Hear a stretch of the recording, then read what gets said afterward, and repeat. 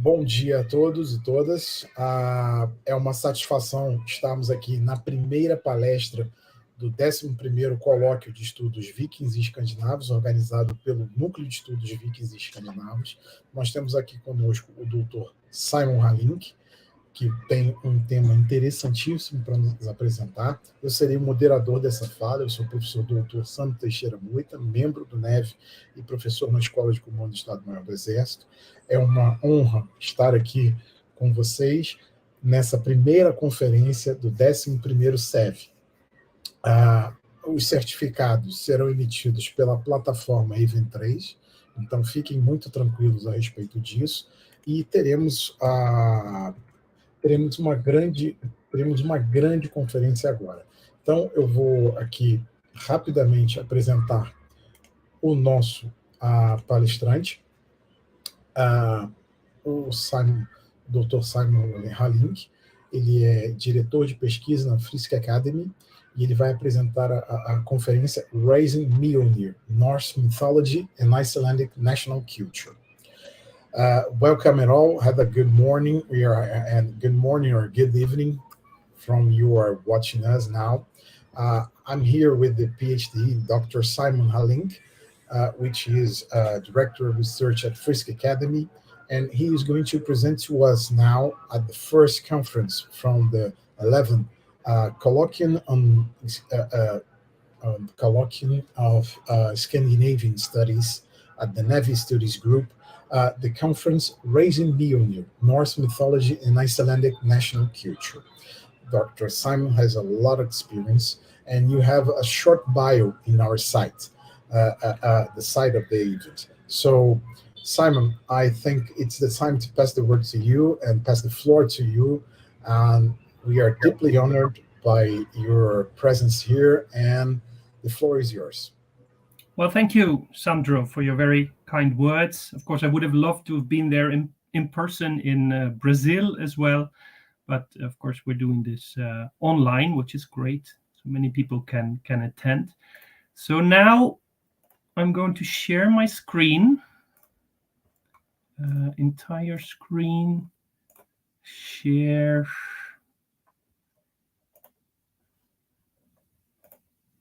There we go. Do you guys see the opening slide of the presentation? Yes, we see it. Very good. All right, then, first of all, thank you all for everyone involved in this colloquium, in organizing this online event, and for inviting me to give this talk. I was told that I have 2 hours for this presentation, which is a very dangerous thing to say, because of course it's quite a luxury for people who are very enthusiastic about their topic. They could go on for hours, but I promise I will keep it somewhat concise and not cross any limits. So today we are going to talk about Norse mythology, but more so about the modern national interpretation of Old Norse mythology in Iceland, and I will provide in the next hour or so sort of a general overview of the role that this mythology has played in Icelandic culture and in national culture. More specifically, Iceland, of course, being the country, the island where the manuscripts come from that have preserved most of what we know about Old Norse mythology. So to illustrate sort of the ambivalence or the paradoxical role of Old Norse mythology in the Icelandic national narrative, I would like to start off with a quote by Vigdís Finnbogadóttir, who was the first female president of Iceland in the 80s and 90s. And she addressed the audience during a conference, Nordic Capital Conference in Reykjavik in 2007, where she also touches upon the importance of Old Norse mythology in this Nordic context. So she then talks about Snorri Sturluson, the famous medieval author, chieftain, who is who the prose Edda, the Edda of Snorri Sturluson, is attributed to, and she says Snorri had the brilliance to transform this ancient world of picture, or this imagery of Old Norse mythology, into poetry, giving it the freedom of the mind as a gift. Through his stroke of genius in transforming mythology into poetry and literature, Snorri created a common heritage for all of the Nordic countries, one that has undoubtedly remained strongest in Iceland ever since. So here you can sense something of that ambivalence in the way Icelanders have treated this mythological heritage. It was the Icelandic manuscripts that preserved them for posterity. So in that sense, they're national, they're a product of Icelandic culture, but they are Nordic at the same time, because there is much in there that is shared with the other Nordic countries. So these are some interesting themes that have recurred throughout discussions on Nordic mythology, especially in the past 200 years or so. It's always the question, who owns this heritage? Who does it belong to? Is it only Icelanders who can lay claim to this, or other countries as well? And she also stipulates here that Iceland, although it belongs to all the Nordic countries, Iceland has undoubtedly remained strongest, in staying connected to this material. So there's she wants to build a bridge to the other countries, but at the same time, Iceland is also unique in this sense. So, of course, this material, Old Norse mythology, the Eddas, have had huge impact, influence on Western culture and also beyond the West. And this has been studied in the past couple of years. There's this growing body of scholarship, very beautiful books that have been published recently on this topic, on the reception history of the myths and the Eddas and the sagas from Iceland.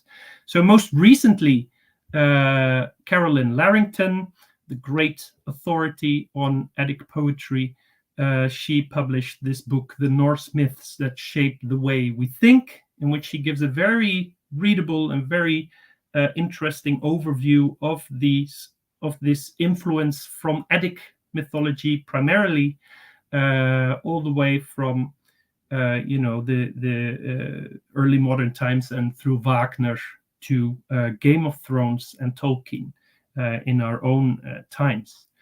Jón Karl Helgason, professor of literature in Iceland, published in 2017 his book Echoes of Valhalla, in which he traces those influences from Eddas and sagas in very different cultural fields around the world as well.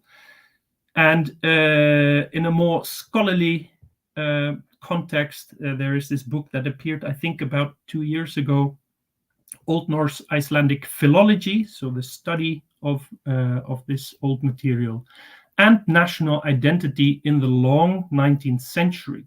So this has a more historical focus on how the study of the sagas and the Eddas played a part in this bigger 19th century process of nation building, especially in the Nordic countries. It was edited by Gylfi Gunnlaugsson and Clarence Glad. And of course, I mean, this is just a few examples of this growing body of scholarship. I mean, Johnny Langer, of course, has written very interestingly about the imagery in romantic nationalism of mythology, and Valkyries in Denmark, and so on. So there's a lot going on in this field in recent years. So now to focus again on the myths and on Eddic mythology in particular, what is it now really that attracts all these people to mythology? Why are these myths so timeless? Why do people keep repeating them and recycling them and giving them new shapes? well, of course, originally, what we have left in these medieval manuscripts refers back to what was once a pre-Christian belief system, or a multitude of different belief systems would be probably more realistic. But of course, these stories after the coming of Christianity played a very different, a more secular, non-religious role in the societies that continued telling these stories. So I've looked into what prominent scholars like the Dutch cultural historian Johan Huizinga have said about the role of mythology in societies. And he wrote that with only a limited group that understands their language or their imagery, of course, mythology can be quite outrageous and it's not directly clear what these images mean. So with a limited group that understands the language, or at least knows it, they form a closed culture group of a very ancient type. So there you see that the function of mythology can also be that you're either in or you're out. You either understand what it's about and you're part of the in group, or you don't and you're part of the out group. So that it can be seen as an instrument in defining the boundaries between the in group and the out group. And furthermore, for the in group, the people that are into this mythological narrative, the myths can be seen as lessons, part of the education of people, part of seeing what is right, what is the right kind of action in a certain situation. So Branislav Malinowski referred to mythology as charters for action in the present. They're not just stories about stuff that happened a long time ago. These can be applied to the situation that one finds oneself in the present. And because there is such a clear division often between good and evil, between the gods on the one hand and the giants or whatever kind of creatures representing chaos on the other, it's a very good instrument to convey rightness from one generation to the next. So that is also a part of mythology, even when disconnected from its religious purpose. Now, in my own doctoral research, my own PhD thesis, I've sort of climbed on the shoulders of scholars like Malinowski and Johan Huizinga, and I've worked with these ideas, applying them to all sorts of cultural expressions in which mythology plays a role in Iceland in the course of the 19th and the early 20th century, when Iceland was going through a process of nation building, and there was a national movement striving towards greater autonomy from Denmark, Iceland being part of the Danish kingdom at that time. So this thesis was defended in 2017, and I hope it will come out as a monograph in sometime in the year to come. So I'm working on that currently. And I will not go into very great detail when it comes to sort of the more theoretical conclusions. But I did, in the course of my research, identify 5 different functions of mythology in Icelandic culture, in modern Icelandic culture. So these are primordialization, indigenization, universalization, assimilation, and differentiation. And I'm not going to go into great detail here, but it just goes to show that by applying myth in a certain debate or in a discourse, you can, for instance, take concepts that are foreign, that come from abroad, you present them in a mythological sense, you use mythological imagery, and then those things feel more indigenous. They feel more like they are a natural part of your own culture. And the same way you could say that by telling a historical event in mythological terms, it becomes more timeless and universal and more significant and important to people in other places and other times. Same way, mythology can be used to either build a bridge with other communities, so assimilation, but also to emphasize your differences from other communities, so differentiation. So that, in a nutshell, was sort of the conclusion of my my PhD thesis. And you could say that those functions of mythology, in short, they're sort of the parameters or the functions of myth in this what has been described as the game of mythology. You can apply mythology as a rhetorical tool in many ways, in that it almost sort of resembles a game where you have to know the rules, you have to know the myths in order to understand the points that are made.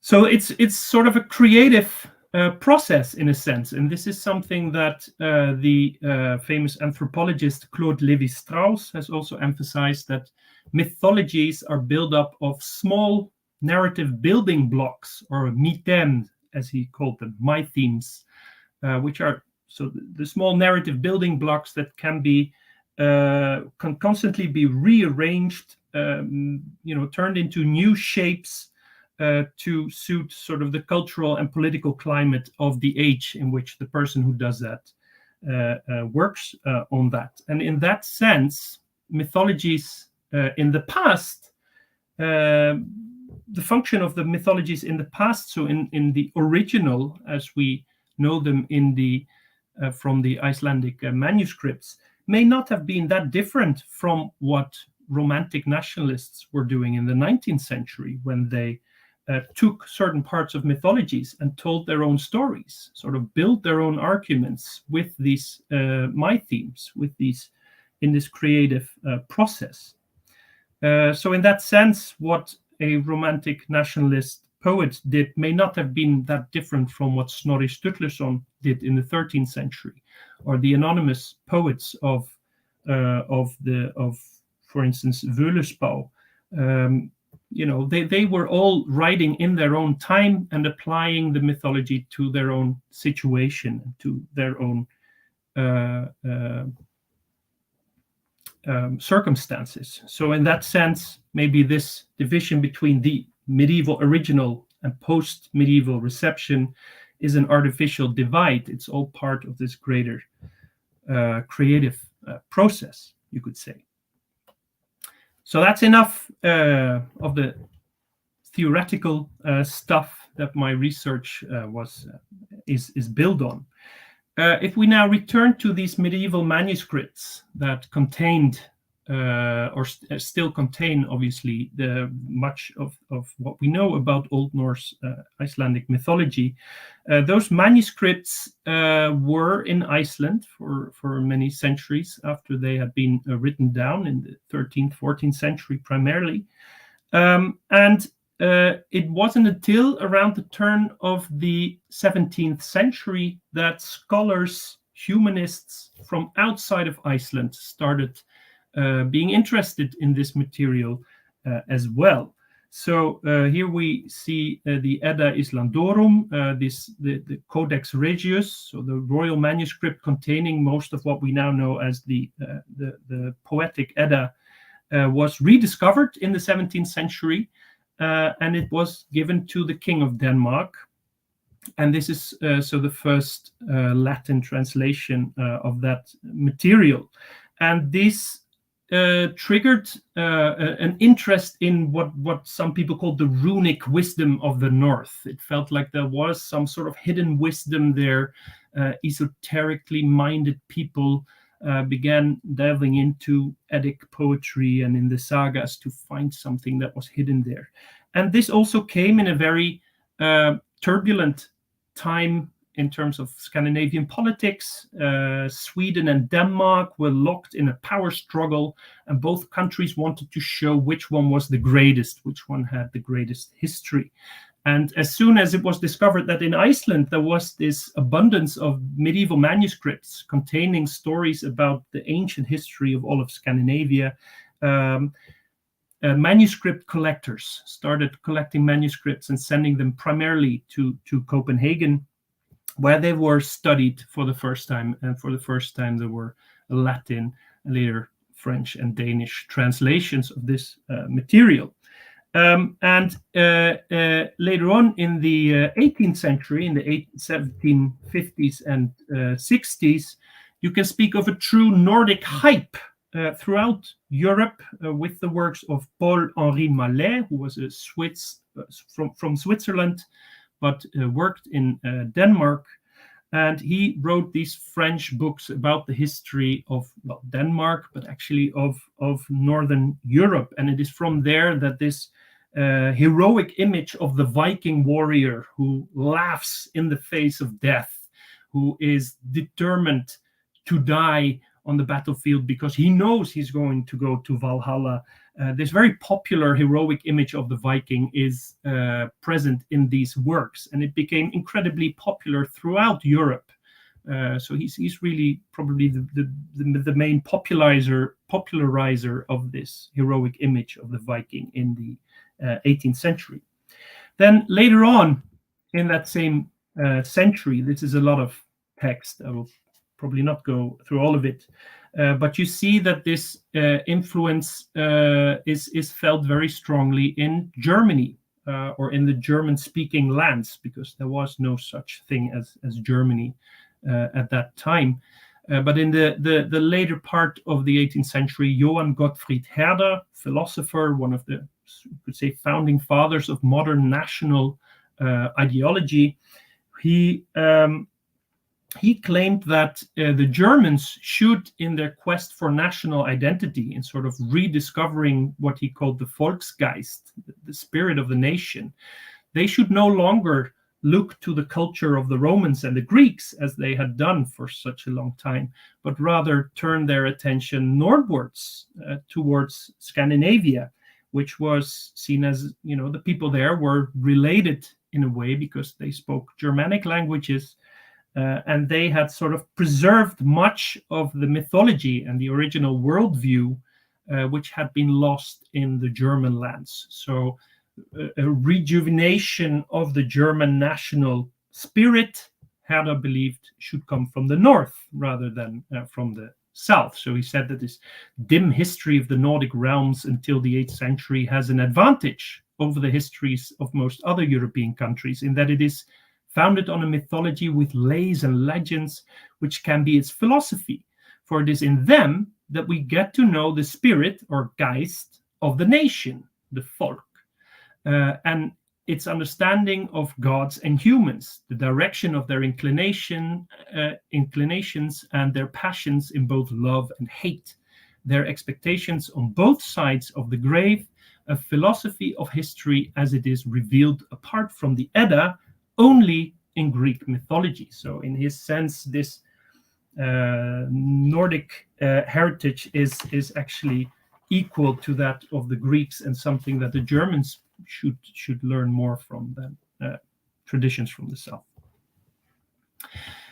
Now, in this spirit, later on then in the early 19th century, we have German folk tale collectors, fairy tale collectors, famously Jacob Grimm and his brother, who collected many fairy tales. And Jacob Grimm published in 1835 this incredibly influential book called the Deutsche Mythologie, German mythology. And he departs from this romantic idea that mythology is part of the national Volksgeist. It's part of the national spirit. And because it has been lost in Germany, it has to be reconstructed. So he uses all these elements from folklore in Germany, but also beyond Germany. And he also borrows quite a lot from the Scandinavian, from the Old Norse, Icelandic sources, which he then uses to create this very sort of monolithic, organized image of what the Germans believed in before Christianity, and an expression of their true national spirit. It's a very nationalistic book in the sense that it's very anti-Catholic and anti-French. He depicts the German pagans as sort of proto-Protestants, in that in their veneration of the gods, they were already sort of more true to the Old Testamentic regulations, than the Catholic Franks and later on the French and old Catholics ever were. That was sort of a distorted version of Christianity in his eyes. So you can see this engagement with pre-Christian religion and mythology was very nationalistic from the start, and it triggered what has been called the new mythology of the 1830s, in that throughout Europe people started looking for their own national mythology as well, started writing books using the Deutsche Mythologie as a model for finding the national spirit. Oh, there are the Grimm brothers there in the corner. And through this lens of Grimm and of the Deutsche Mythologie, you see then in the latter part of the 19th century that German artists start looking at this Nordic material, considering it to be Teutonic, Germanic, and German. So that's very much the approach of the composer Richard Wagner in his famous opera cycle of the Ring des Nibelungen from 1876, where the stage images of the gods wearing either horns on their helmets or feathers or whatnot determined the popular image of Old Norse mythology, and determined the image also of the Viking Age more generally to this very day. I mean, that is sort of the stereotypical image, which isn't from Scandinavia all that much, but mainly from Germany of the late 19th century. And so the North and Old Norse Icelandic literature became part of the German self-image. So it became sort of an appropriated Germanic heritage in that sense. And the gods of the Eddas became household names in the wake of this Wagnerian veneration. And that can be quite paradoxical, and that's interesting for historians to see this, that, for instance, there is this contested area between Denmark and Germany, Schleswig-Holstein. And there's been a lot of debate about whether that should be German or Danish. And you see that on both sides of the border, the figure of Heimdallr, who is the watchman of the gods, who has to protect the borders of Asgard against intruders, is displayed both in German propaganda as the protector of the borders of the German Reich against the Danes, obviously, and also in Denmark as the protector of the Danish borders against the Germans. So you see that there is this ambivalence there, that, of course, Heimdallr can be considered both Germanic and Scandinavian. So that was a bit of a German detour, but we go back to the north now, because especially in Denmark, in Copenhagen, which was the center of learning at that time, there was no university in Iceland yet. So learned Icelanders had to go to Copenhagen to study. And many Scandinavian intellectuals, scholars, were, of course, not too enthusiastic about this German appropriation of Scandinavian heritage. And there were scholars there, such as Rasmus Christian Rask, who was a great linguist. It's said that he spoke dozens of languages, all of them represented on the monument at his grave in Copenhagen, which is depicted here. And so he spoke many different languages, but he was particularly in love. He was a great admirer of the Icelandic language, which he considered not just the language of Iceland, but rather the original language of all the Scandinavians, in that it was once spoken in all of Scandinavia and had been preserved in Iceland.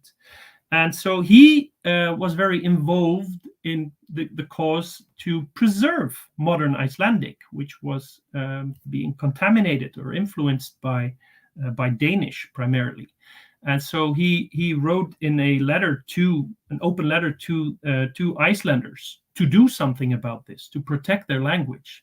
Every Icelander who is not entirely ignorant of the world will recognize that the ancient Norse tongue is a chief basis of Iceland's renown.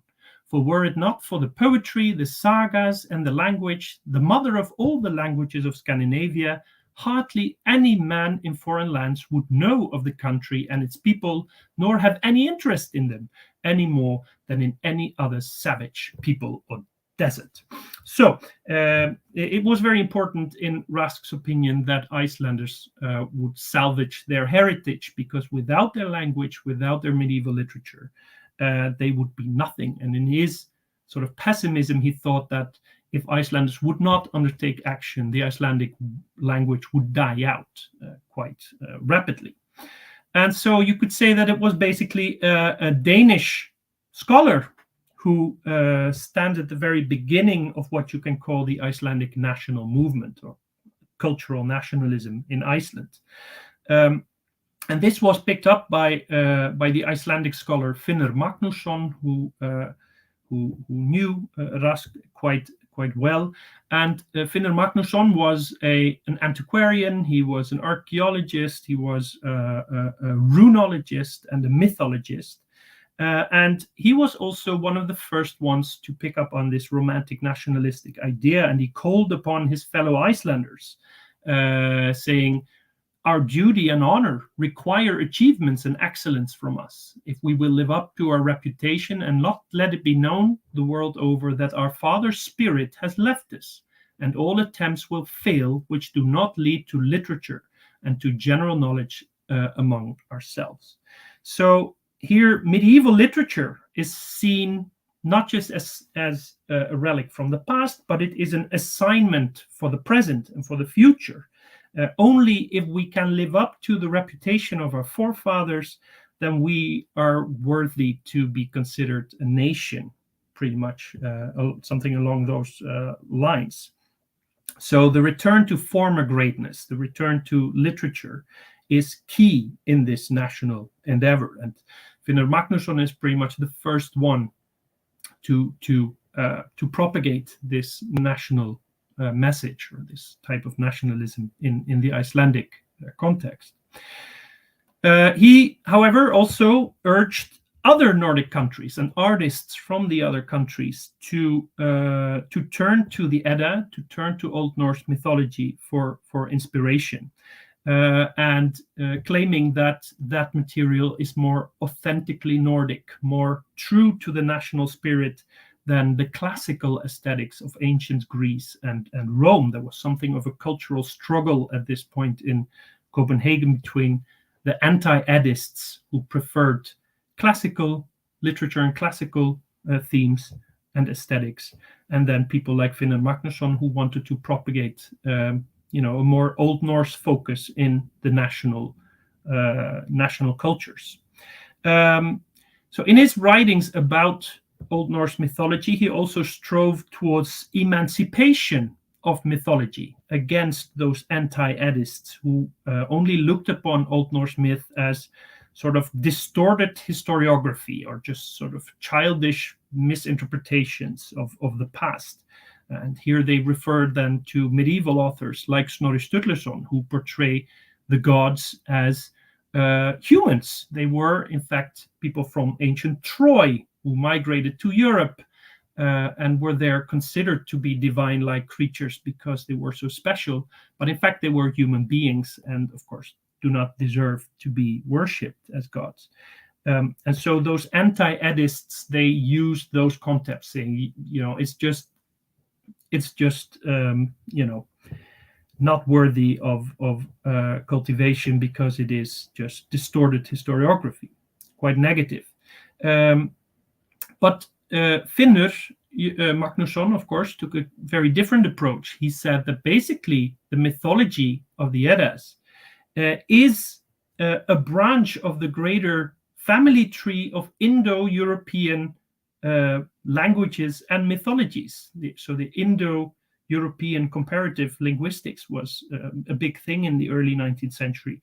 And that was linked to mythology. And in a sense, the mythology of the Nordic people were a branch on the same tree as the mythology of the ancient Greeks and the ancient Persians. So they were equal in that sense. And also, instead of interpreting the myths as distorted historiography, he referred to them as natural philosophy. So the myths could be interpreted as symbolic representations of natural phenomena and events in natural cycles and so on. And thus mythology could be seen as a precursor to the natural sciences of his own age. So these myths were a lot more sophisticated than people tended to think. So Finnur Magnússon was the first Icelander to sort of promote this positive reappraisal of Eddic mythology.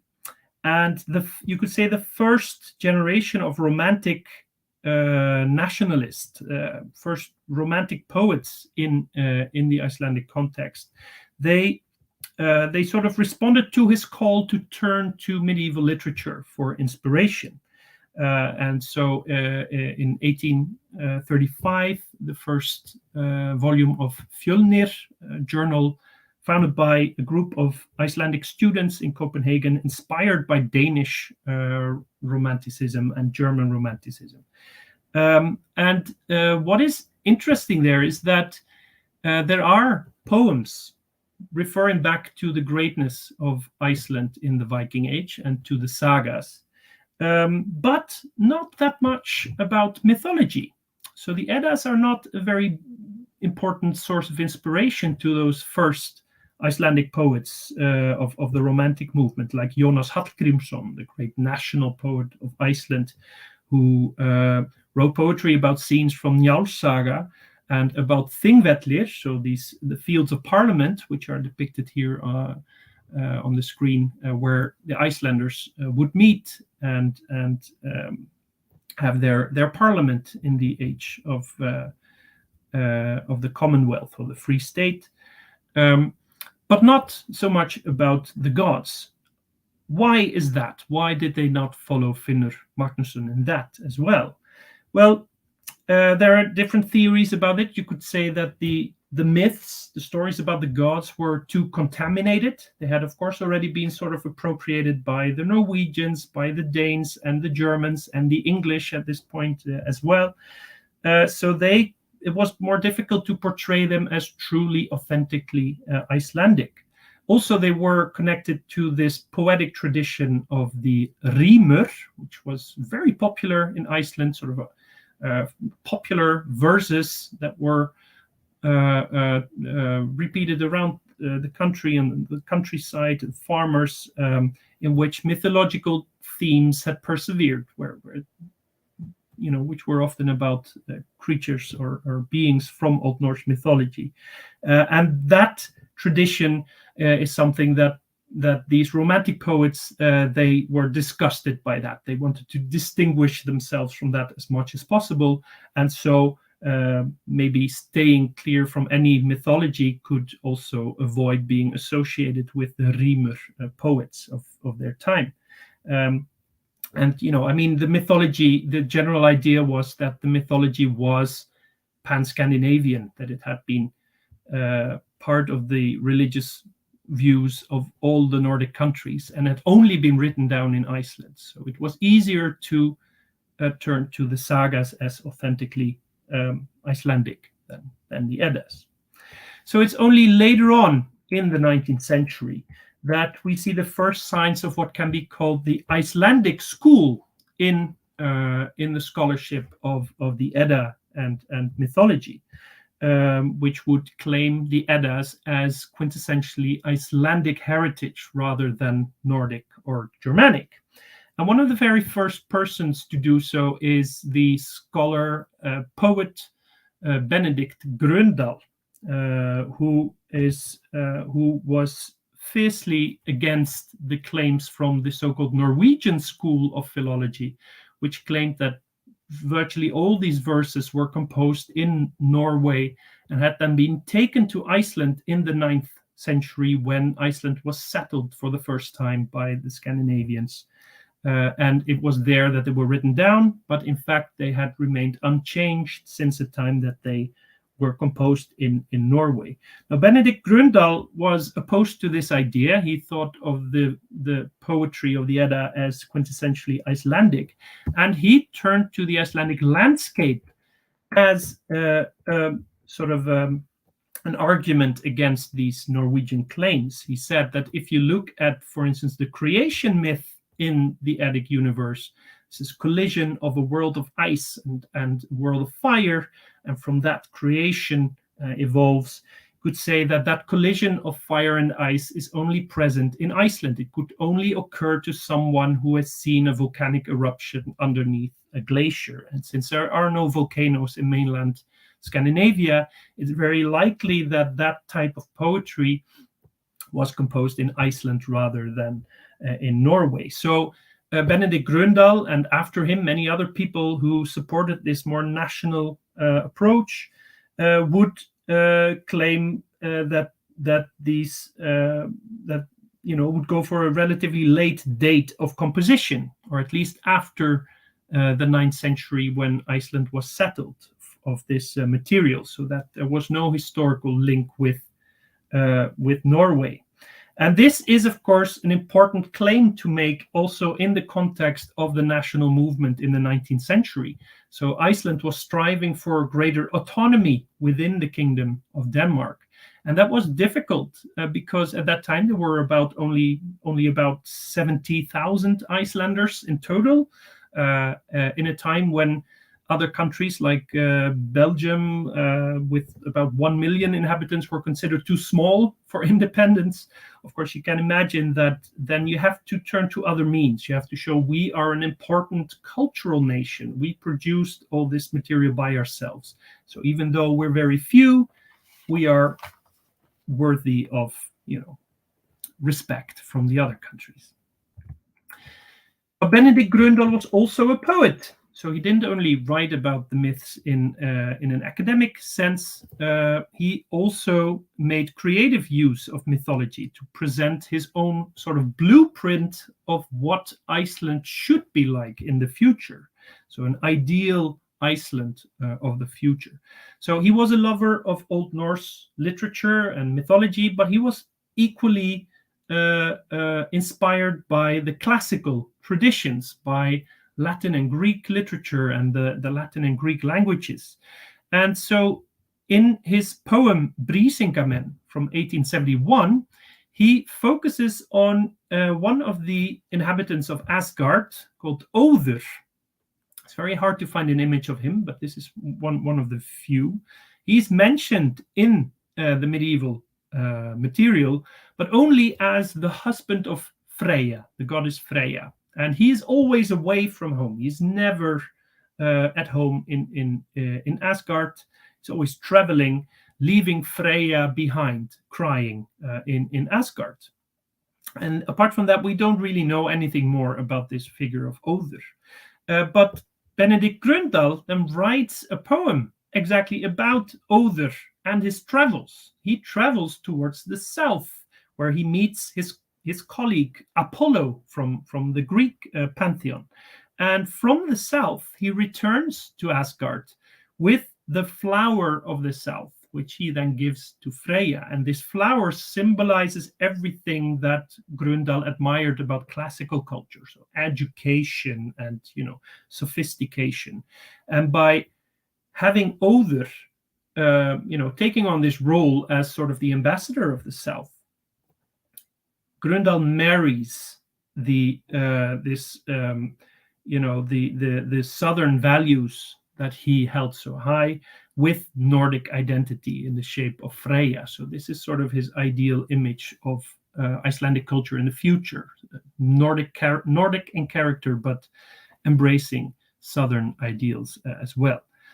So you could say that mythology, in its abstraction, it's quite timeless. It's not really bound to a specific time or place, can be used more easily to promote ideal images of the future, rather than, say, the Icelandic sagas or historical narratives, which are too confined to a certain time and space. So myths play a slightly different role in national narratives, maybe than those more historical narratives.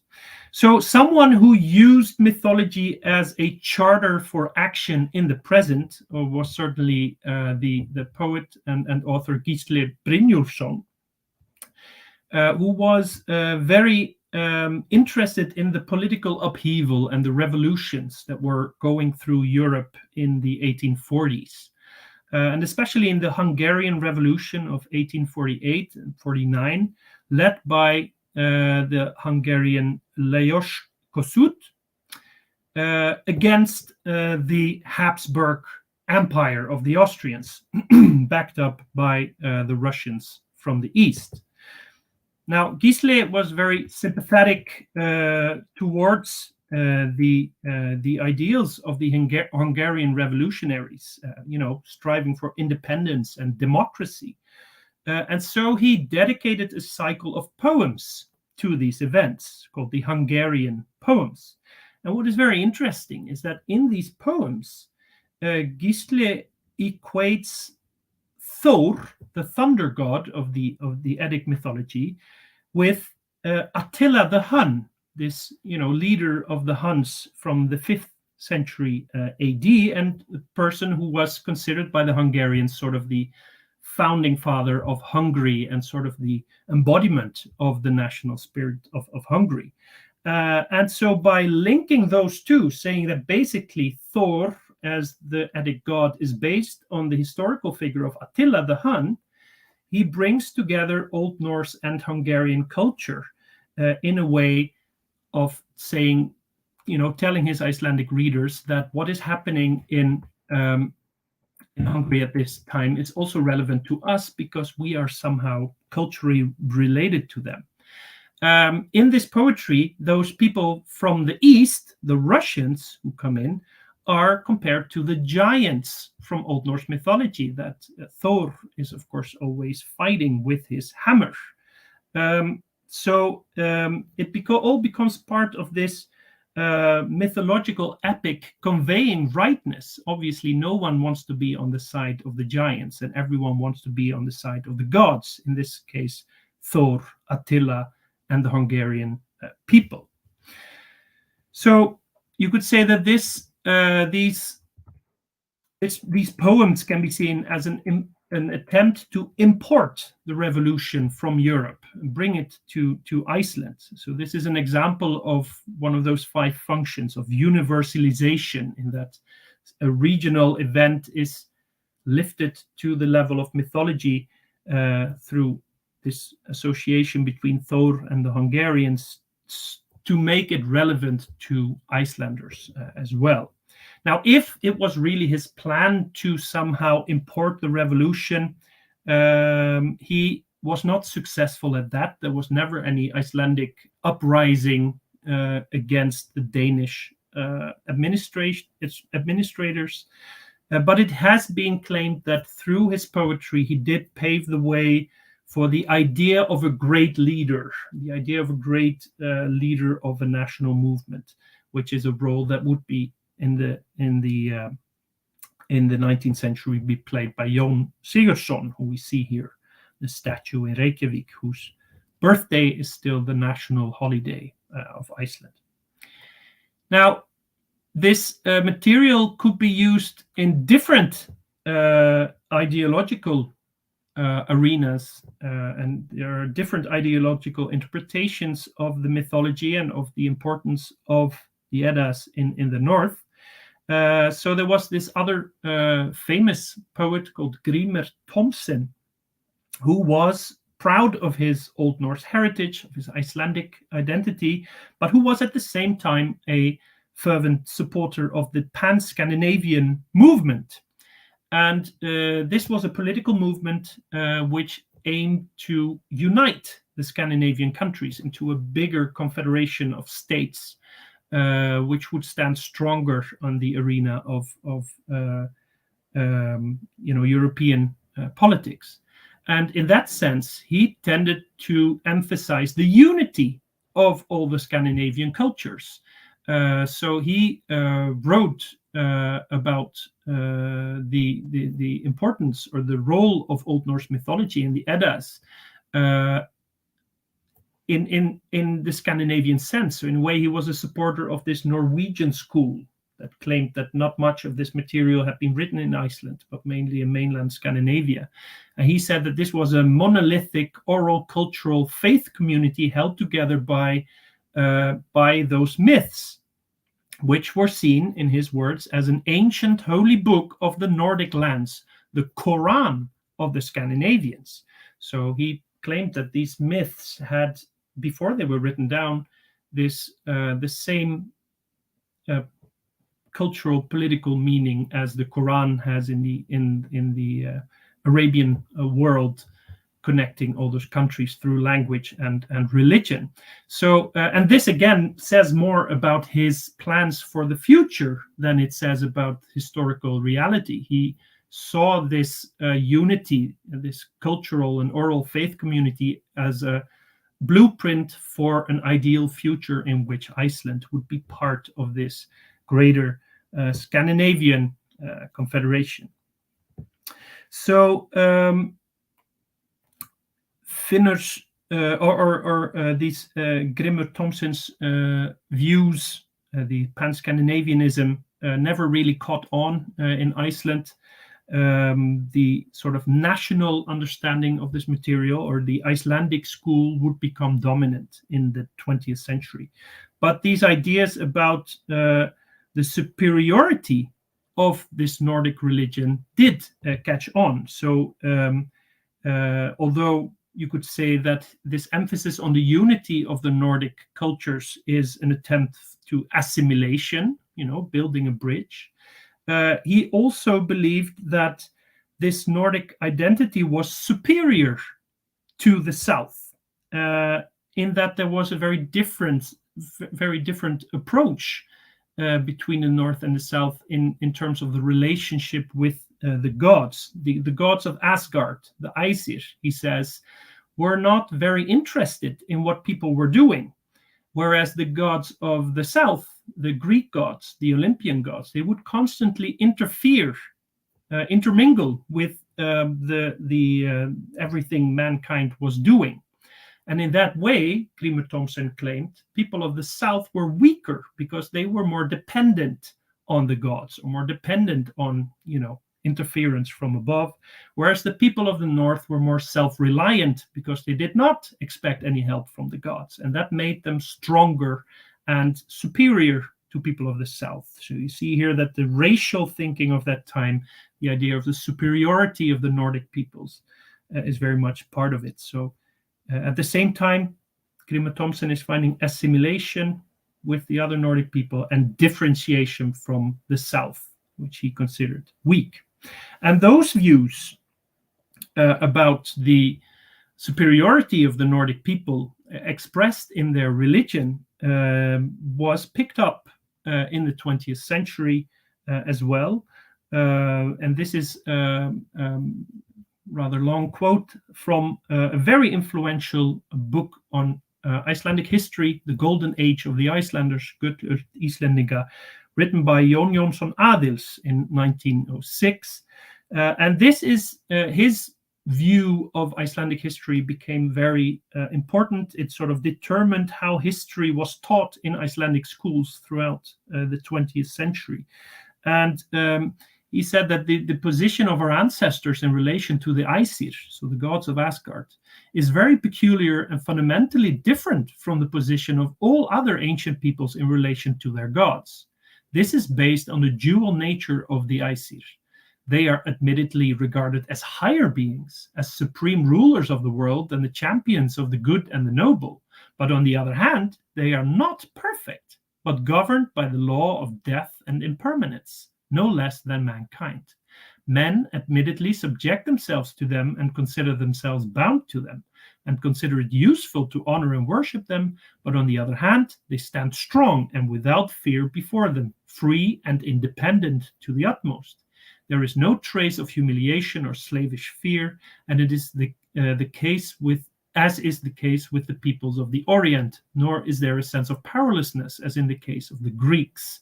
So you see, he picks up this theme from Grimur Thomson that somehow the Nordic mythology and sort of the national character that is linked to that is superior to that of the East and the South. Some of these pre-Christian Icelanders considered themselves so big that they require nothing of their gods, but view the offering as a friend's gift. And thus some men came to be known as great loved ones of the gods. And the personal sentiments of independence and dignity are so abundant that nothing less suffices than to compete with the gods on equal terms. So it happens that this belief of theirs has advanced towards cultivating and enhancing the best and most noble material in every man. So it's thanks to this peculiar nature of Old Norse mythology that the Icelanders and the Nordic people are now the superior in a way than people of other countries.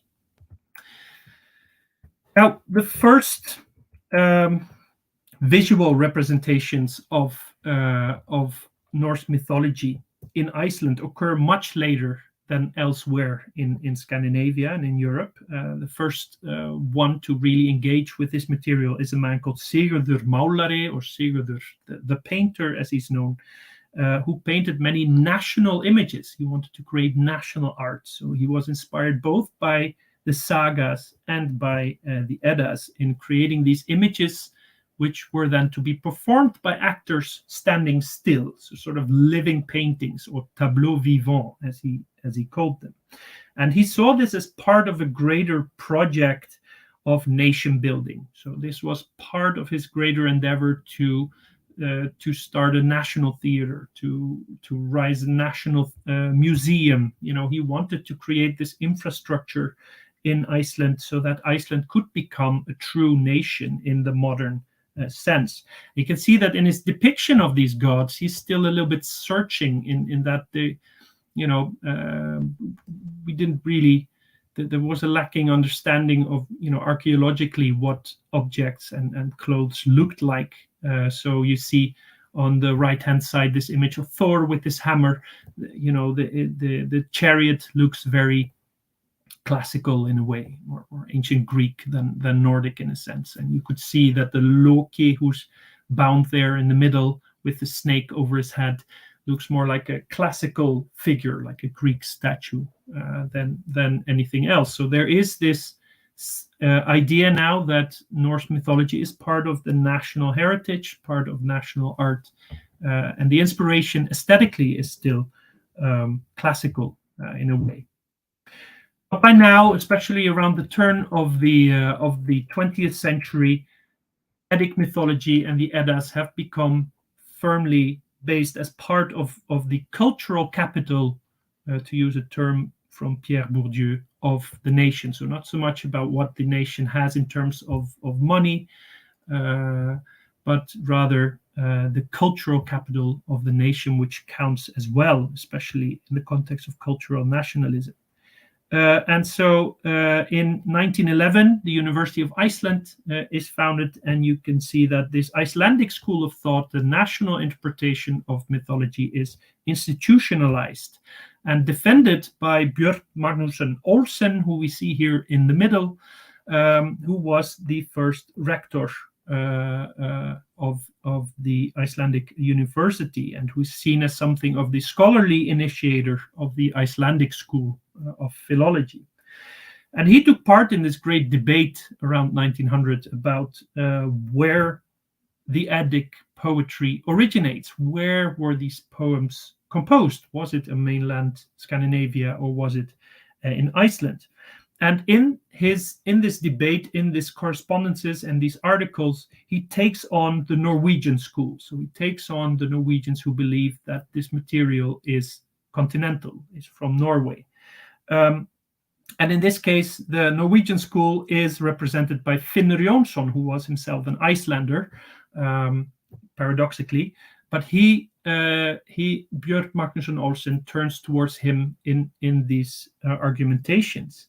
And in one of these articles, he becomes actually quite personal. He says that I wish that Finnur Jónsson, so his opponent, would get the opportunity to travel through the country, through Iceland, a few summers.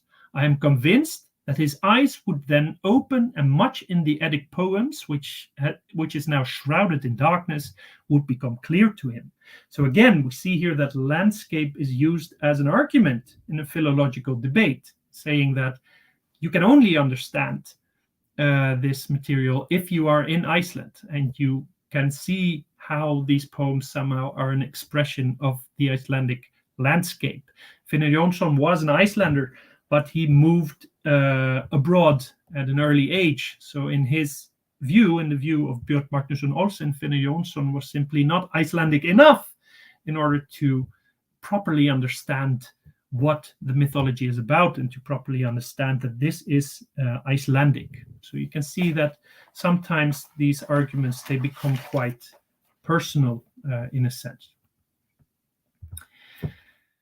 So in the course of the 20th century, this national Icelandic school becomes dominant, and you can see that there is an increasing pride generally in the Icelandic population towards the manuscripts, pride of this medieval heritage. And so especially after 1944, when Iceland became an independent republic, the call for the return of the Icelandic manuscripts to Iceland become stronger. And this was a long process. There was a lot of negotiation with the Danes about which manuscripts are truly about Icelandic, discussions about the Icelandicness of certain manuscripts, which ones could be returned and which ones shouldn't. And the important philologist Sigurður Nordal, representative of this Icelandic school, who was also the ambassador of the new Republic of Iceland in Denmark. This just shows how important this was to the Icelanders, that a scholar of medieval literature becomes the representative of the country in Denmark, because these manuscripts were so essential. He played a big part in the process that would eventually lead to the return of many of the manuscripts. As we see here, happened in 1971, was brought from Denmark per ship to Reykjavik. It was a very memorable day to many people. And this same Sigurður Nordal also played a part in sort of this national endeavor to keep the language as pure as possible. Since the times of Rask, as we've seen, Icelanders had taken great pride in the purity of their language. But especially in the 20th century, there were more and more terms from English coming in. And they needed, of course, Icelandic neologisms or new words to sort of prevent them from contaminating the language. And Sigurður Nordal, as an expert in Old Norse mythology, took active part in this. So when the computer entered the Icelandic language, he turned to Old Norse mythology, and the terms tölur, tala, number or numbers, and the word völva, which in the poetry is a seeress, sibyl, someone who can foresee the future, were combined to form the word tölva, which is still the word for computer, and so refers to something that can foresee the future or calculate the future through numbers. And so you see that this obsession with Old Norse mythology is even part of everyday language, so to speak. It's part of the fabric of everyday life. We see this, for instance, in personal names. Since especially the late 19th century, we have people with names like Baldur and Odin here in Iceland, which were never originally used as personal names. Even Fenrir and Loki are names that are now on the list of names that are allowed. And also when it comes to place names. So in 1963, there was a volcanic eruption near the south coast, shaping this new island from this, volcanic eruption, and it was called Surtsey, or the island of Surtur, who is the fire giant who comes with his fiery sword to destroy the gods in Ragnarok, and so on. Companies tend to use names from the Eddas to sort of give themselves an interestingly sounding name also abroad. And this has become pretty much part of the everyday experience of Icelandicness. Absent so far in this story is, of course, the female voice in all this. All these intellectuals and poets that I've mentioned were all male, and it isn't until later on in the 20th century that we see the first Icelandic women engaging with this mythological material. And in the works of Svava Jakobsdóttir and now in the present Gerður Kristni, we see that they take on this, what you could call toxic masculinity, which is omnipresent in the sagas and in the mythology. This is an image of Gerður Kristni. Of course, if you read the mythology, you could say that a figure like Odin, multiple occasions, he is engaging in something that could be described as rape, or at least sexual conduct without mutual consent. And that also goes for Freyr, the god of fertility, who, of course, in Skirnismál sort of forces the giantess Gerður into a relationship that is not, of mutual consent. So, of course, you can interpret that as fertility myths, sort of the earth, so being forced to be fertile by Freyr. But on the other hand, the female voice in these poems deserves more attention in the views of people like Svava Jakobsdóttir and Gerður Kristni.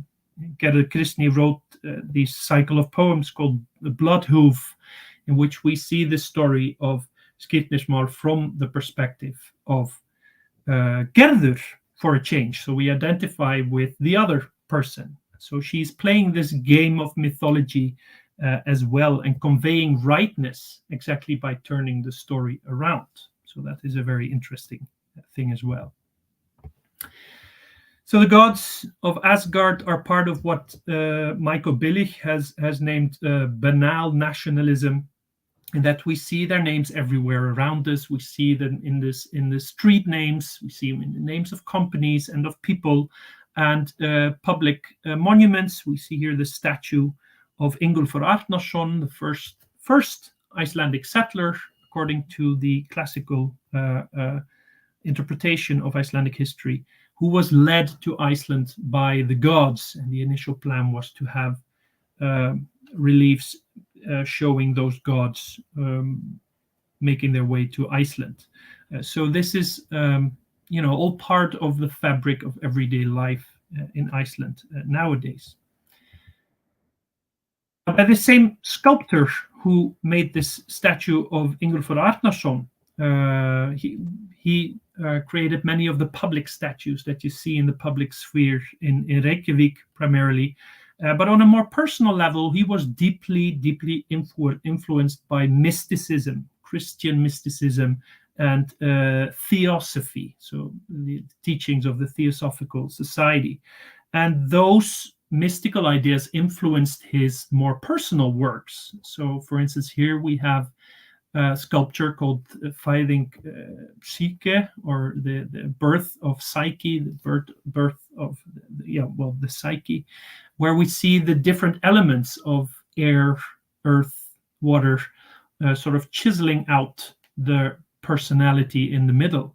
And there are some references here to the symbology of the hammer. So initially, the Thor's hammer, also associated with the swastika, which in theosophy was seen as a symbol of the creativity, divine creativity that gives rise to who we are. And so you see, and this is an example of this sort of indigenization. You have these foreign ideas from theosophy that are then made more Icelandic by giving a mythological or Eddic flavor to them. So the Theosophical Society in Iceland publishes this journal called Gangleri, or the Wanderer, based on this the person of Gylfi in Gylfaginning from Snorri's Edda, who goes to Odin, represented by three figures, to gain wisdom. So Gangleri, in a way, becomes a very Icelandic or Nordic representation of the searcher of spiritual truth, which is so essential in mysticism and theosophy. So you see here for the first time that these myths in modern times acquire spiritual significance again, as they did in pre-Christian times as well. So it may not be a surprise that one of the founding fathers of the modern day neo-pagan movement in Iceland, the Ásatru society, Ásatru, sort of the belief in the Æsir, which is itself a 19th century neologism, a 19th century word. One of those founding fathers was a member of the Theosophical Society. And the Ásatru movement in Iceland was founded in 1972, and here we see Sveinbjörn Beinteinsson, who was the first Allsherjargoði, or the first high priest of this neo-pagan movement.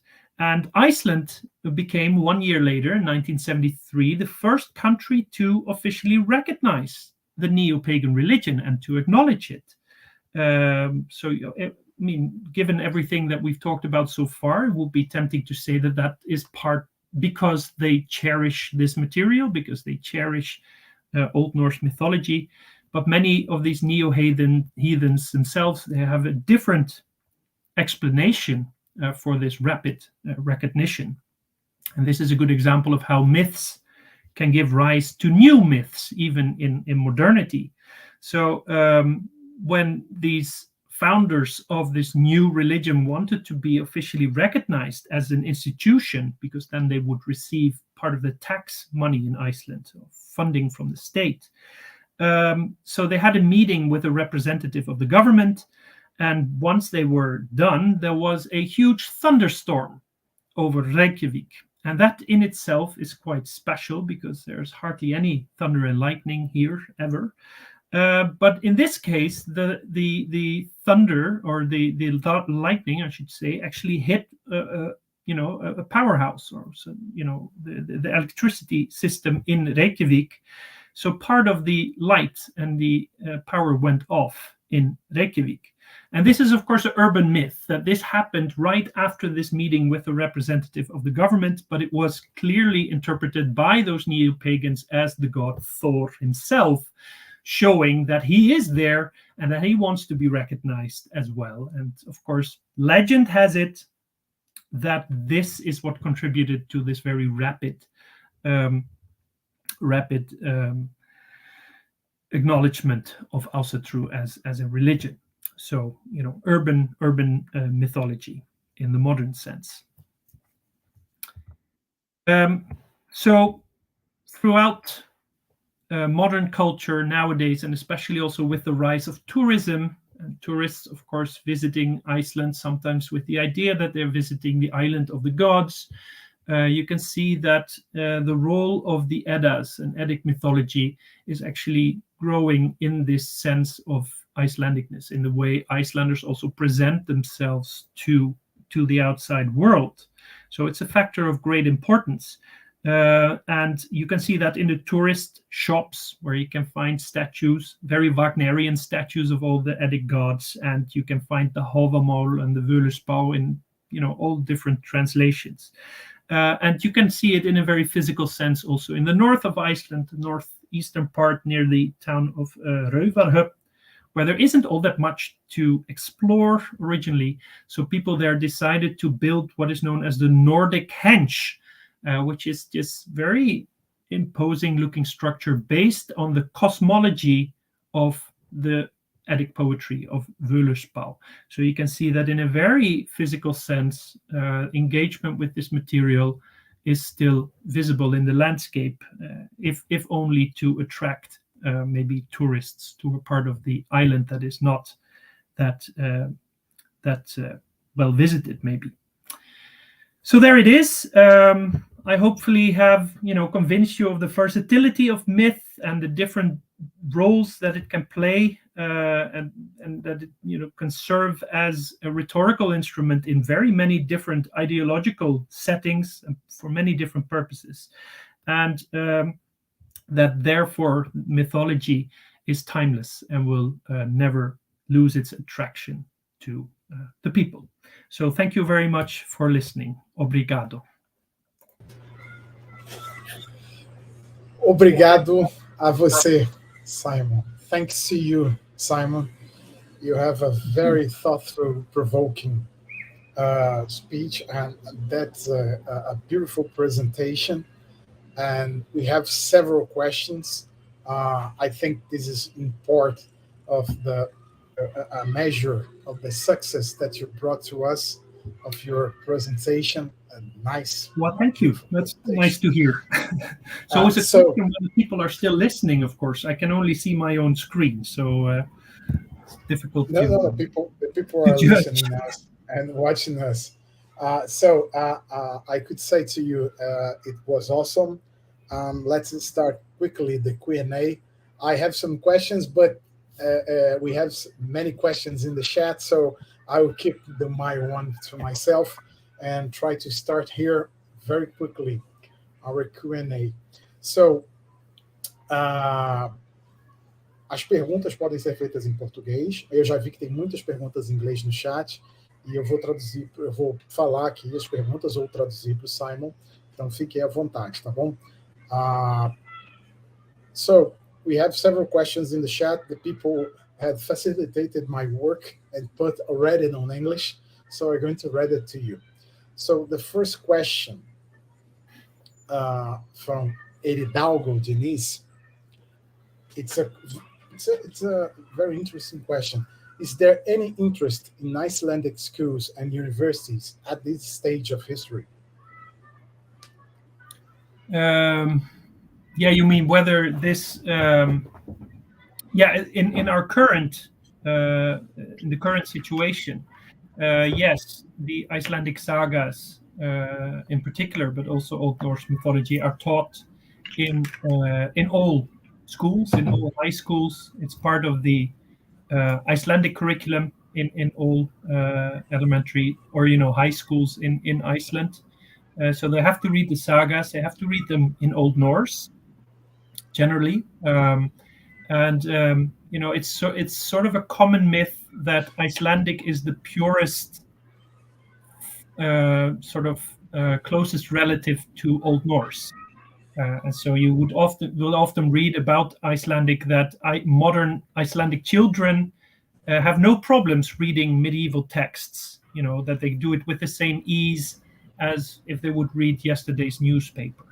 And that is not true. I've talked to many high school teachers who are frustrated by the fact that Icelandic children now actually sometimes prefer to read the English translations of the Icelandic sagas rather than the old Icelandic originals.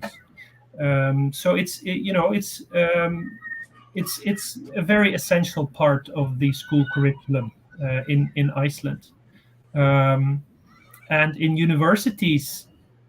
I think one of the biggest departments nowadays at the University of Iceland is Old Norse and Viking and medieval Scandinavian studies, and that attracts huge numbers, mainly of foreign students who come here to study this material.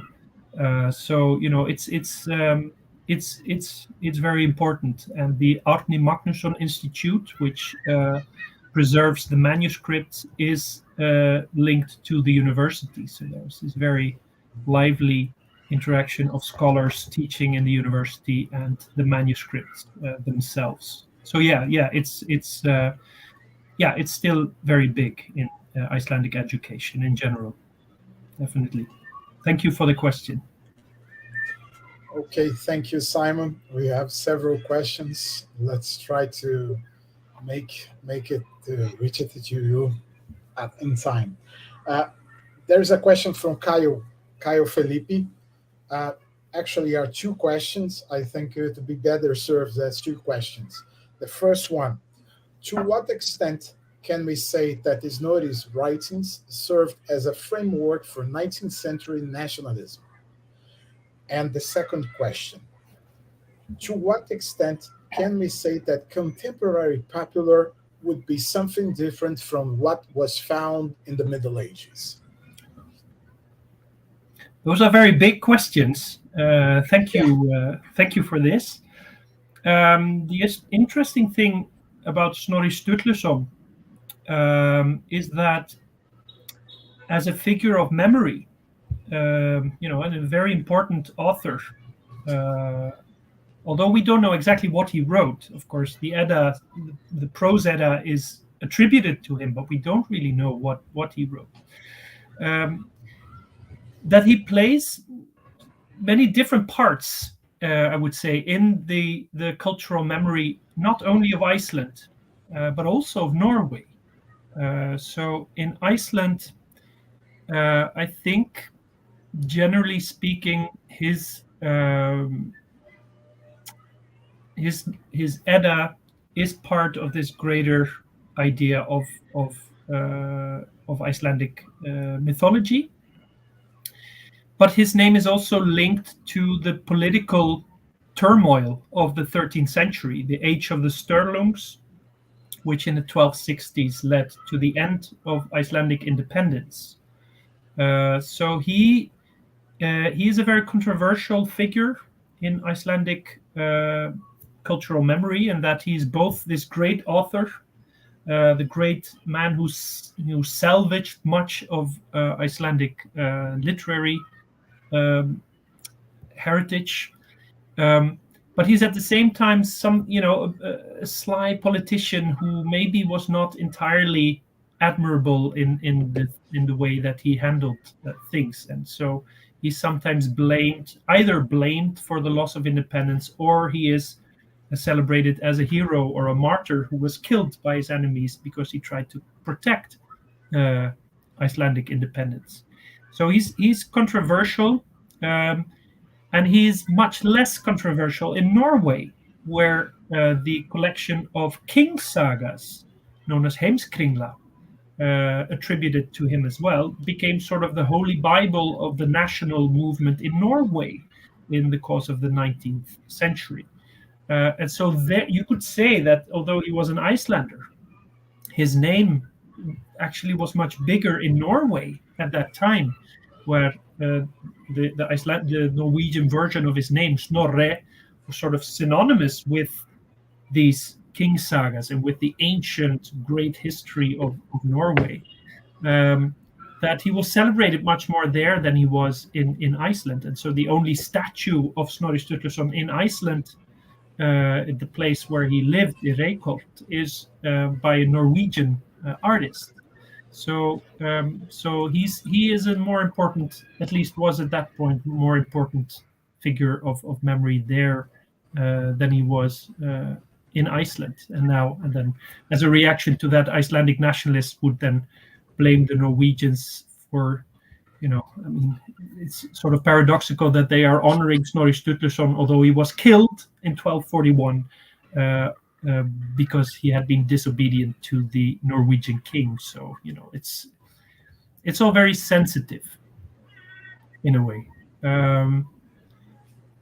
Yes, and the second question, I think contemporary popular culture, contemporary representations of Old Norse themes, mythological themes, is something entirely different from the medieval material. I think if you look at the aesthetics, or this sort of the images of the Old Norse gods with their helmets, flying through the skies, and it's Wagnerian in many ways. I think the Wagnerian, not just the operas, but the whole visual culture around it, have determined the way that we look at this pantheon.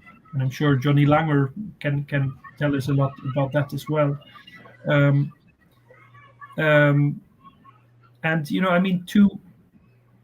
to people like Snorri Sturluson, writing in a Christian era, writing down this material, he regarded the gods as people from ancient Troy who came there, and people started telling these stories about him. So I think it's very, very different. in many ways. And the way that these gods play a part in modern contemporary culture, in Viking metal and in movies, and is very much also the I would claim much more the the heritage of the 19th century than it is the heritage of actual medieval culture.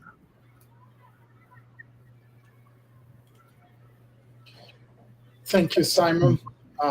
Let's have you talk about the man.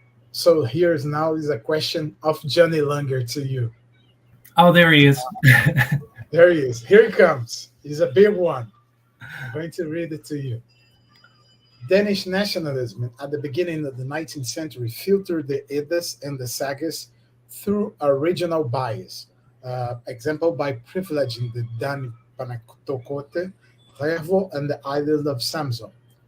Yeah. How did Icelandic intellectuals at this time perceive this Danish reference in relations to sources that were written in the land of Iceland itself?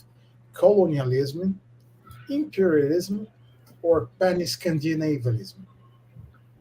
Again, a very, very big question. Thank you. Yeah, it's enormous, but it's huge, but it's an important one. And of course, the sort of this initial interest from Scandinavia in this material was exactly because Swedish, Danish intellectuals had finally found this treasure trove of information containing stories, containing information about their own history that they themselves had lost. And so this is what triggered initially the interest in Old Norse literature. So the Fornaldarsögur, the sagas about the sort of legendary prehistory of Scandinavian of Scandinavia, they were in the beginning the most popular because they contained so much information about Sweden and about the mainland Scandinavia. And I don't think that Icelanders in this period that I talk about have ever considered that problematic. There is this sort of and you see that especially, of course, in the Pan-Scandinavian movement, in Grimur Thomsen, who presents Iceland as something of the historian of the North. Without us, the other Nordic countries would have lost touch with their true identity. We have sort of preserved those stories, not just for us, but for all of the Nordic countries. And this is something that that's a recurring theme. We saw that maybe in this first quote by Vigdís Finnbogadóttir, who claims that we, the Icelanders, have turned these ancient stories into literature. So it's our heritage, but at the same time, this is what brings all the Nordic people together. We have, collected this and saved this for you. So I don't think that this is ever considered in terms of colonialism or imperialism. It's more considered as evidence of this very special role that Iceland plays in this larger constellation of Nordic nations. I think, does that answer the question? I hope so. And I hope so, because Johnny loves to settle these puzzles for us, okay? All right. You are not the first one. I'll continue talking to him about this, of course. You are not the first one, and you certainly not the last one. Okay? Good to hear. Be comfortable about that. Another question that we have now, it's a question from Wilson Jr. It's a two-part question, but it's only one question. I'm going to read it to you. Sir, would you kindly tell me if beyond the manuscripts found in Iceland, there are others found in other Nordic countries? And if such is the case, could you point out to us if there any existence of changes and differences of the consideration in the retelling of the same stories and myths from source to source? Yes. Thank you for this. In terms of mythology, there are other sources as well, written sources. So the Chronicles of Adam von Bremen contain references to the pre-Christian religion of the north. They contain references to the pagan temple in Uppsala in Sweden. And in Denmark, the Gesta Danorum, so sort of the chronicle of the deeds of the Danes, written by Saxo Grammaticus, is, I guess you could say, arguably next to the Eddic material from Iceland, the most valuable source that we have on this material. But in what makes these sources different is that they are written very much from a Christian perspective. You could say that, of course, the Poetic Edda contains poetry in which, much of that is probably pre-Christian in origin or composed by people who actually, lived in a pagan or environment. But in terms of the prose Edda, we have Snorri Sturluson sort of stating that he takes his distance from this material as a Christian man. Of course, you're not allowed to worship any gods. So these gods in the stories are not truly gods. They're human beings, and it was all one big misunderstanding. But then the stories themselves are quite, they have quite an authentic feel to them, in the sense that these could be the stories that pre-Christian Icelanders would tell each other. And that is not particularly true of the other sources like Saxo Grammaticus, where the gods are also represented as human beings, just like in Snorri's introduction. But they are really portrayed in a very negative sense. They are not really not depicted as figures worthy of admiration in any way. So this is much, in terms of where we want to get, in as far as it's possible, an image of what pre-Christian religion in the North looked like. Those sources have traditionally been considered less interesting, maybe.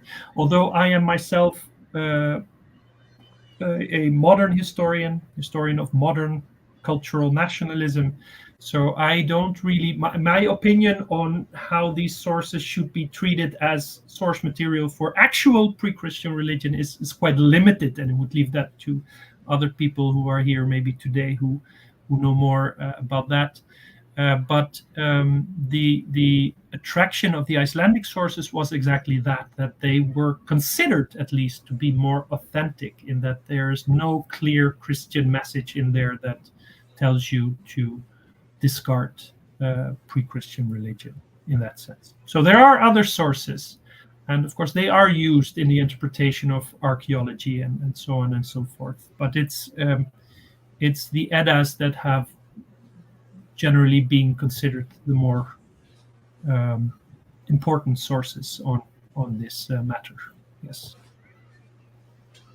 Thank you, Simon, for your question, for your answer to the question. We have another question from André. Here's a very interesting one.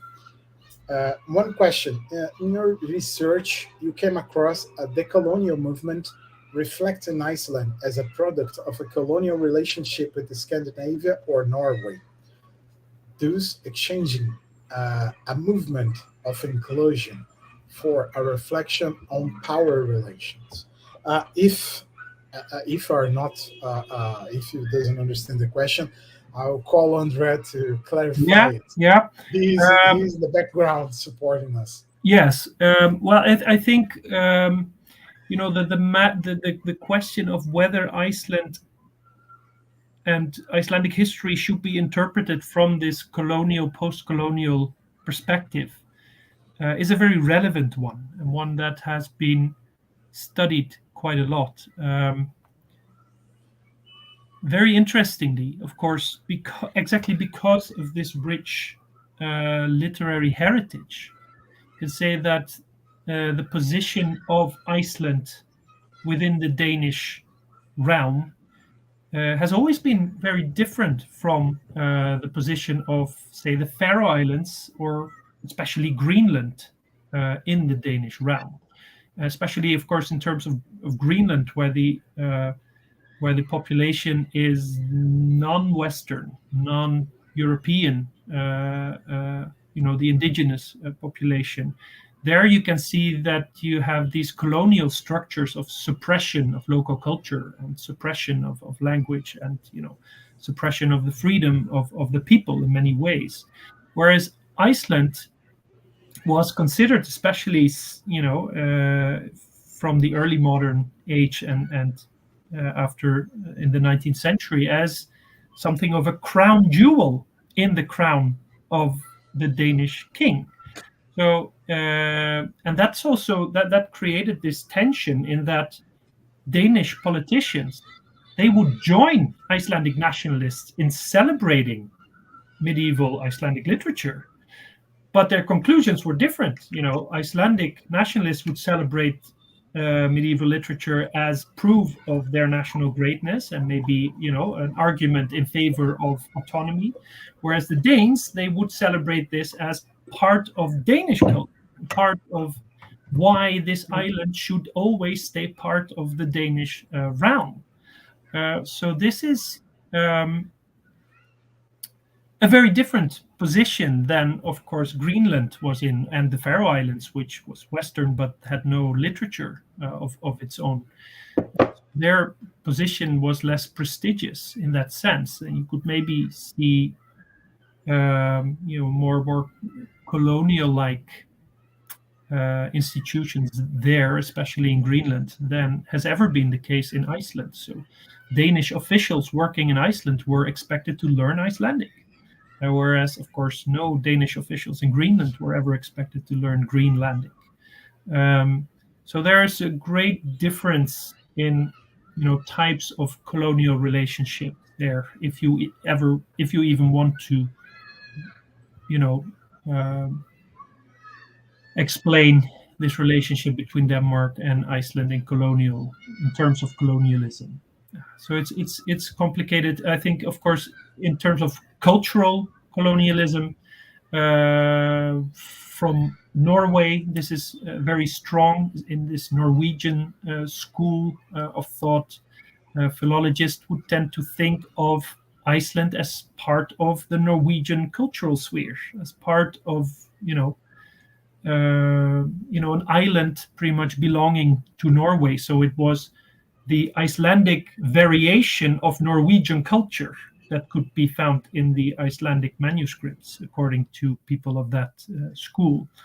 And so what is interesting is that in these sort of dynamics of cultural appropriation, you have these concentric circles. So you have the outer circle is, the English and the Germans claiming Old Icelandic literature as Germanic and therefore part of themselves. And then you have this circle of Scandinavians, kicking against the Germans, saying, no, it's not Germanic, it's Nordic, it's ours. And then within that, you have the Norwegians against the Danes saying, yes, it's Nordic, but it's Norwegian.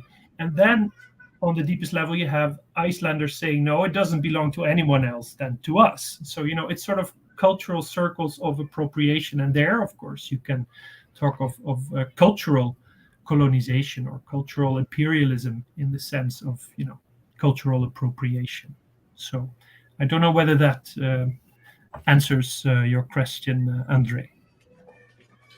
I think it certainly answers the Andre question. And you made a point, I would love it to ask it to you. Because as a moderator, I have the privilege, of at least doing some question. One of the great joys of moderating. Yes. Yeah. So you talk about the Germanic nationalism, and we must pay attention to the fact that the Germanic nationalism of the 19th century, especially the Germanic Romanticism, has due several appropriations from Scandinavian themes and Nordic themes. So could you speak a little more about how the Germanic, about this relationship, even that one of us appropriating one, the Germans picking up some Icelandic references and saying, no, this is Germanic.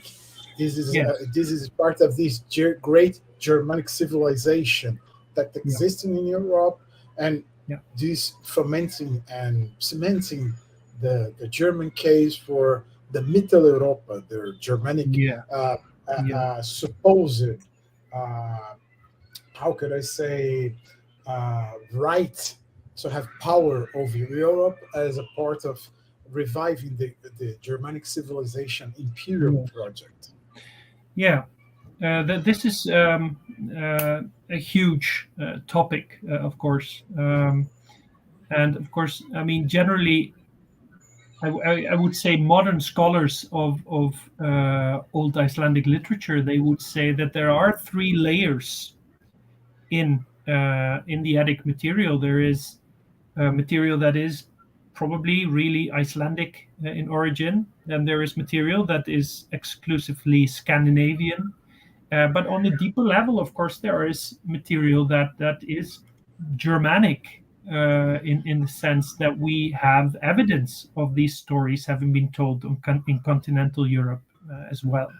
Of course, Sigurður, the dragon slayer, appears in a very different guise in the Nibelungenlied in Germany of medieval literature. So it was very natural in a way for German nationalists in the 19th and 20th century to turn to the north, to turn to this material that contains so many elements that somehow feel familiar to them. And this, of course, they then tend to interpret all of that material as Germanic in origin, rather than, acknowledging the Scandinavian or Icelandic peculiarities. And this,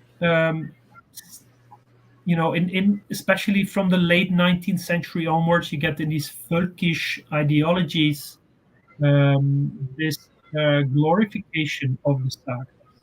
And we have Eugène Diedrich, the publisher in Germany, who then starts publishing this big collection of Reihe Thule, German translations of the sagas. And these are contain introductions by German philologists who, give their own sort of ideological take on this material. And that is something I've looked into, and it's incredibly fascinating how somehow the fact that the Icelanders left Scandinavia before Christianization, so that the Germanic culture, as they interpret it, was intact when they arrived in Iceland, and that they somehow managed to preserve it to a much better degree than was possible in other parts of Europe, is very significant to these German nationalists. And they focus on themes like heroism, the heroic nature of the Nordic people. And so in one of these introductions, very tellingly, we see that one of these philologists then compares the heroism of the Icelandic sagas to the heroism of Bismarck and the German politicians of the 19th century who created the German Reich in the 1870s. He said that is Germanic heroism, and the heroism of our German politicians in the now is exactly the same as the heroism of the saga heroes from Iceland. And so there is, even in 1930, there's a questionnaire, a list of questions that was sent by this publisher, Gerd Didrich, to prominent Germans to ask them about what they feel about Iceland, how they feel about this heritage. And there are those who are generally annoyed by the fact that modern Germans don't know who Njáll is or who Egill Skallagrimsson is, as if they were, Germans, whereas of course they were Icelanders, but they were considered sort of essential to understanding the Germanic spirit. And this is all done in the especially in the 1930s, of course, when just before Hitler comes to power in Germany, you see that some politicians also look at this material from a non-National Socialist perspective. So, for instance, one of those people who answered this questionnaire said, well, Icelandic society, the society of the Viking Age, where there was no king, there was no head of state, there was this parliament meeting at Thingvellir, is a good example of the fact that democracy is the part of the Germanic spirit as well. So we don't all have to follow Adolf Hitler as the Führer or the leader of the nation, because that concept is not necessarily Germanic. We are all, as Germanic people, we're also capable of democracy. So there too, there are many different interpretations of how this material is of significance to Germans in the present. And that's what makes it, of course, very fascinating to look into those old books. Certainly fascinating question. Certainly fascinating your answer also, because there's a lot of things to study in this Germanic nationalism thing and their appropriation of the Nordic themes and the Nordic causes and the Scandinavian themes. Yes. So we have let me do a last question. Yes. Here. Very good. There's a question from Gabriel Figueiras talking about, let's try to get this question from a romantic point of view, a romantic from the romanticism of the 19th century. Asatru emerges as a movement of cultural resistance or as an attempt to revive national heritage? Yes, a good point. I think I would say both. It's a bit of both. It started out in the 1970s with these three men meeting in a pub in Reykjavik or a cafe, and just sort of sharing their interest in the Eddas. They all three of them are not too interested in religion in the classical sense. None of them feels very affiliated with the national Protestant Lutheran Church of Iceland. And they just sort of decide that based on their passion for this heritage and based on their passion for Old Norse mythology, they want to start their own organization. And this is very typical, I think, for Icelandic Asatru, in that it is very different from these sort of spiritual movements that we see, for instance, in the German-speaking lands with Germanic esotericism, in which this is all taken very seriously and taken very, taken as part of a Germanic movement against Christianity and Judeo-Christian influences and all that. This is, of course, much later. This is the 1970s. This is the age of hippies, and experimentation with theosophy and with Eastern religions. And from that comes this idea, let's just get together and start an organization. And very telling is the fact that during the first sort of ritual meeting, when these people came together, they had no clue of what they were going to do. No one had performed any pagan rituals for 1,000 years. So one of those people actually brought chickens with him because he wanted to sacrifice them. animal sacrifice is part of it, and everyone very quickly agreed that that was going to be too messy and too, just too problematic. So they just skipped that, and of course there is no animal or human sacrifice in modern Ásatrú. So they are they are very open about the fact that they are not serious about reconstructing the religion of the Viking Age, but they are serious about being a new religion that finds inspiration in the mythology. And that was done in part, of course, as resistance against the power of the Lutheran state church. And that is something that you still see today. The Lutheran Church is often in the news because of scandals in the church, things that are not correct. And Icelanders still have to pay part of the taxes to the state church unless they change their religious affiliation. And so whenever the state church is in the news in a negative way, then you see the numbers of people, becoming member of the Ásatrú society rising. Not so much because all of a sudden they are converted to Germanic paganism or something like that, but as a sign of protest, cultural protest against the state church. So I think that both aspects, sort of a general sense of affiliation with ancient culture, but also very strongly a sense of affiliation with nature. The Ásatrú followers, they're often very active in protests against building of new dams and initiatives that have an effect on the landscape. And just not feeling affiliated with the Protestant establishment. So I think that's both of that.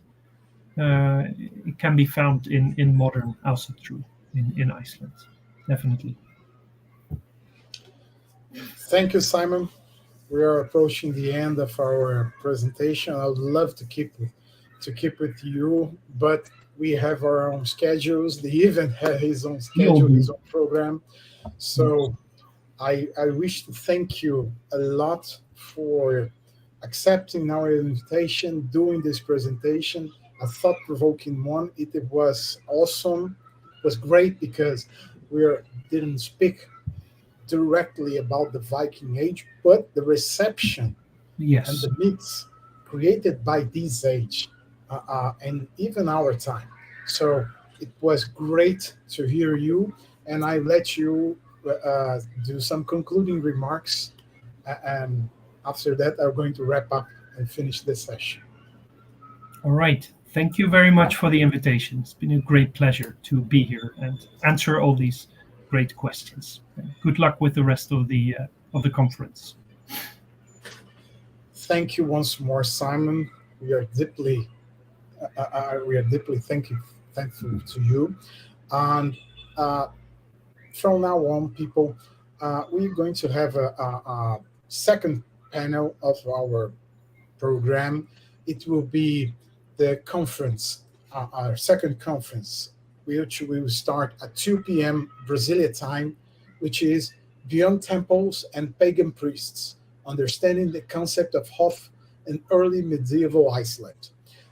It will be presented by Dr.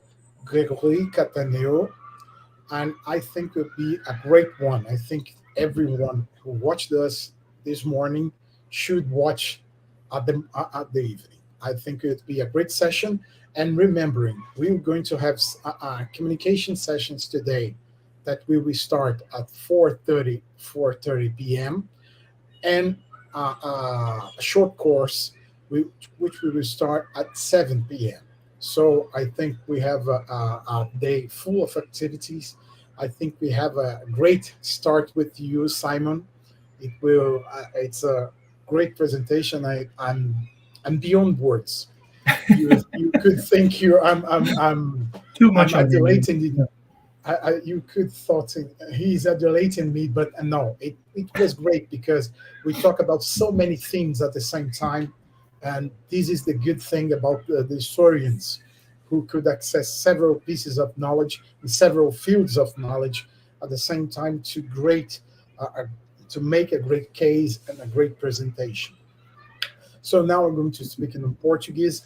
Então, a todos, teremos apresentações agora às 14h, tá bom? Uma sessão de comunicações às 4h30 e um mini curso às 7 da noite. É um dia cheio de atividades, eu espero que vocês assistam. Serão momentos tão bons quanto foram estes, e eu agradeço a audiência de todos. Então, até as 2h, com a conferência do professor Gregory Cattaneo, e é isso. Um abraço a todos em nome do Núcleo de Estudos Vikings e Escandinavos, e nos vemos às 2h da tarde.